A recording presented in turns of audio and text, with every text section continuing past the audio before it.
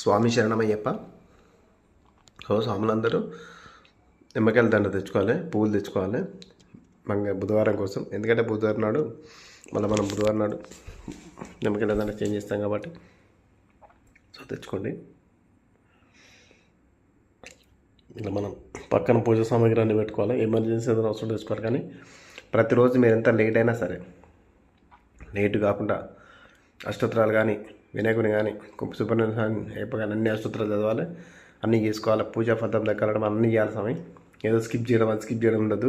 Compulsory అన్నీ చేయాలి. అన్నీ చేస్తేనే చాలా మంచిది మనకు. కావాలంటే మీరు కొంచెం ఫాస్ట్ చేసుకోండి, అంతేగాని మీరు ఇష్టం ఉన్నట్టు అన్నీ స్కిప్ చేసి ఏదో ఆరా తీసుకొని పోతానన్నాడు కాదు. ప్రతిరోజు పొద్దున్న సాయంత్రం కంపల్సరీ పూజ ఉండాలి. మీరు సంధ్యాలో ఉన్నా సరే పూజ అటెండ్ కావాలి, కంప్లీట్ పూజ వరకు ఉండాలి. సగం నేను 6 తీసుకొని వెళ్ళిపోతాను, నీకు పూజా ఫలితం దక్కాలి. నువ్వు ఈ 41 రోజు కూడా ఫ్రీగా ఉండకపోతే ఇంకా నువ్వు దేనికన్నట్టు. ఓకేనా? స్వామి చేసిన